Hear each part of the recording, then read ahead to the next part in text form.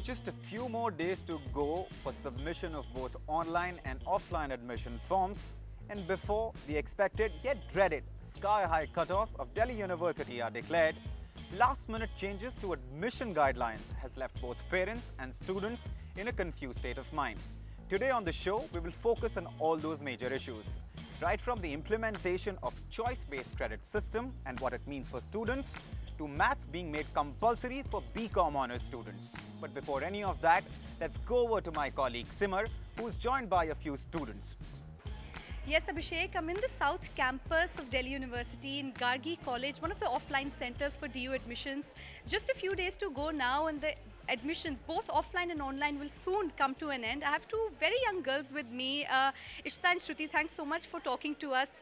Shruti, I'm going to start with you. So you've come here to apply offline. Why?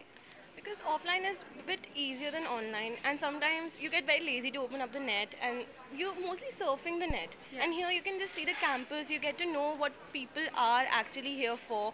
And offline is really easy to just have a look, and it's easy. It's from in my opinion, it is easy to go for offline. And you know, you can in my personal experiences, my brother had some issue in offline, so he suggested not to go for online. So he's like, go for offline, and you can see the campus, you can see the faculty. So it's much better if we go for offline, you know. And so basically you have the kind of satisfaction of seeing the college, applying, you know, giving your personally and all of that. Yeah, because it's a new experience, you know. After school, when we are actually here doing things on our own, we have the feeling of being independent, and that's really like, okay, yeah, we're into college now. So that's the basic thing why I wanted to go for offline. Okay, you know? great. So we have Ishita here also with us, who's applied online but is here also. Ishita, so what brings you here today? I'm just visiting the college. I have already applied online. It's much more easier. I find it really easier because there's just, you have to fill it, like fill all the courses, fill in your information, and just one click and it's done. Did you not find any technical errors, or did you not find it difficult at all to do that? No, like it's so much more advanced technically. We can just continue the process again. Like where we stop, you can just log in and continue the process. Okay. And what about you? How do you feel here today?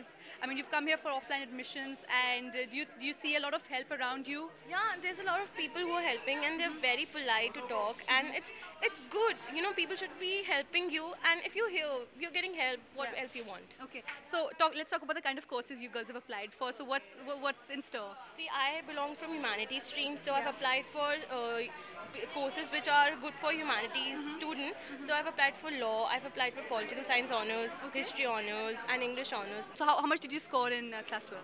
89%. Okay, so what about you, Ishita? I have applied for political science, sociology, psychology, English, and history. Okay. So like all of the art courses. I belong to humanities, so I just hope I get through the cutoff. Yeah, and how much did you score? 96.5. Wow. Brilliant students here. So final few words before I let you guys go. The cutoff's going to be out very, very soon. So what are you expecting and what are you hoping? We just fingers crossed, and I just hope that I get to the cutoff list, because I really wanted to get a DU. Or see, my passion is for law. You know, I just want to get into law and become a lawyer. 10 years down the line, I see myself in a corporate field. So what after DU? See, if I don't get into law in basic DU, I'll go for law in a private college. Okay. And then after law, then I'll do my postgrad, and then working in a private firm or maybe in the government. Anything I get easily. Okay. So yeah. Okay, great, Ishita. What about you? What plans for the future? I'm going to pursue pol science honors from DU. I want a DU degree. Oh, wow. Then I'm going to pursue for international relations or maybe international law. So let's see where it goes. Yeah. Okay. Thanks so much, girls, for talking to us, and all the very, very best to you. The implementation of the CBCS or choice-based credit system and maths being made mandatory for BCom students beginning this year has led to much confusion among students and has also received resentment from the academic community. To discuss this, I'm now joined by Dr. Nandita Narayan, President, DUTA or Delhi University Teachers Association. Thanks for talking to us, ma'am. Ma'am, my first question. For BCom students, math has been made mandatory beginning this year. Where does that leave students? Yeah, I think it's completely unfair that you make a sudden decision or departure from policy. Whatever decision you take, first of all, should be debated in the academic council, and then at some point of time, you must announce it so that, well in time, so that students who choose their stream after class 10 know exactly what their future prospects will be. Those who earlier wanted to do BCom honors, they were told that maths is not going to be compulsory for them. To suddenly say that it will be compulsory means that you've ruled out the possibility of BCom honors for all those students, and I think that's extremely unfair. It's a sign of the way in which the university has been functioning for the last few years, completely ad hoc and arbitrary manner, and without any care for what happens to students. As you were saying that, of course, someone who was in standard 10th 2 years ago and FIUP system was in place, he never planned for this. He or she never planned for this, and now finds himself or herself in this situation where can't even go for the course that they want to study. Actually, this choice-based credit system that is sought to be introduced now by this university without any debate or discussion being allowed in the academic and executive council, leave alone among the large body of teachers and students. But we've been facing it in Delhi University ever since we first started with the semester system, which basically Which is introduced also one two of the examinations. prerequisites for CBCS. Yes, CBCS key ingredient is a semester system, and in fact the 4-year program was also an implementation or manifestation of the choice-based credit system. The FIUP name was given by us in the DUTA. That's how it got popular. But it was a choice-based credit system which was propagated since 2008 by the then UPA government. And it was started in many universities, and many universities then resented it also.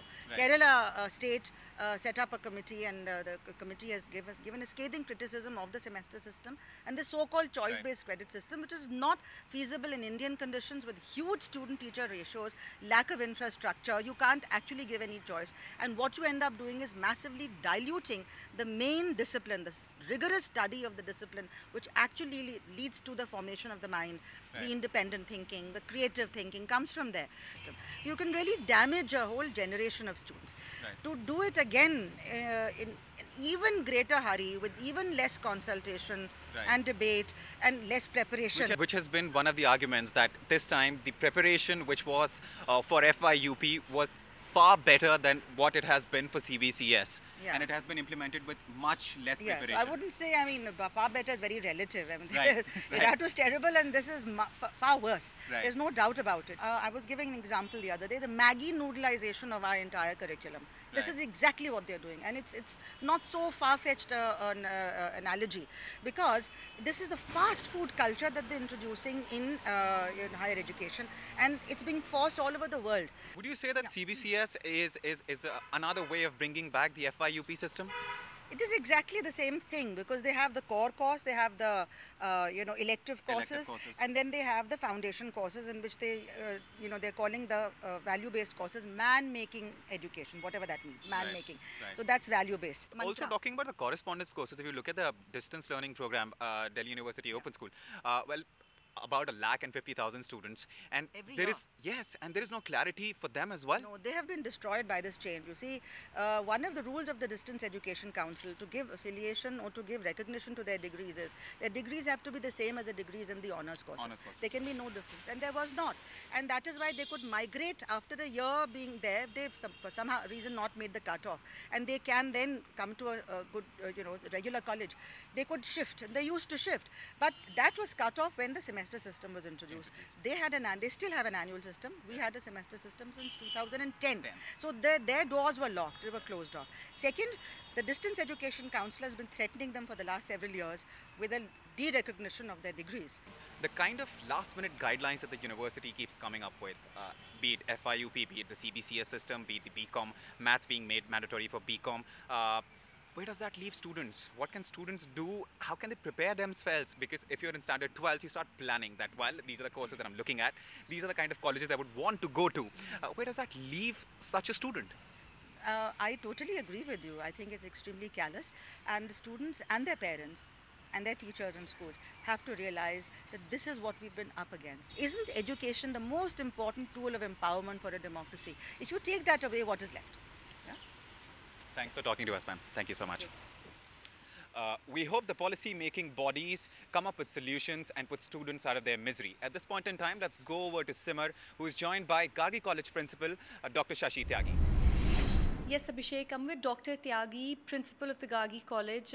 Ma'am, thank you so much for talking to us. Gargi is one of the 8 offline centers for the DU admissions this year. How has the response been so far? Response is quite good. There are many parents who want to come to the college, they want to see the college and they want to apply offline because in some remote areas they may not be having computers at home, they may not be having the internet facilities. For them this is the only option to come and apply to the DU. On the first day we had around more than 2,000 students coming to the college and every day we are selling more than 1,000 forms and more than 1,000 forms are being submitted to the center. And we have also put up many help desks. Okay. There is a help desk for the general category. Okay. There is a separate help desk for the SC/ST, OBC and also for the Northeast. Okay. And there is a special help desk for the physically challenged people. Okay. And we have also kept a wheelchair for the physically handicapped who cannot move. Okay, okay. So you mentioned some of the arrangements that have been made by the college to facilitate all of this admission process for the students. Apart from this, what else? Is the college staff there for the students for all of their questions to answer all of that, and how is it going on? Our more than 20 students are at work every day. Okay. We have 3 advisors and 3 proctors who are also helping the volunteers if there is any problem. As compared to last year we had 18 offline centers for DU admissions, and this year they're down to just 8.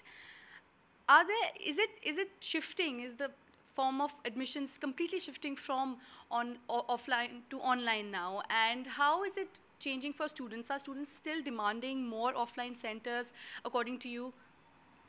I think with the technology advancement, we have also to move forward. Yes. And when they are asking to fill the forms online, there is a great saving of time and the resources. Yeah. But still the DU has put up so many things in place. All the 5 students and a teacher is busy round the clock to help the students and to develop this software. Yeah. I think more and more people will be coming to offline. Yeah. And if there is something, then we have few centers and few days for them. I think it is a good arrangement. Yeah. When the technology is moving, we should also move forward. We cannot be just sitting like this and saying, okay, we will fill only offline. Yeah. But if there are some people who are more comfortable, they can come and fill offline. There is no problem. Yeah. Any particular kind of course preference have you seen so far in the admission forms that you've got? Anything like that? There is a great rush for commerce, Really? microbiology, applied psychology, Okay. and other science courses.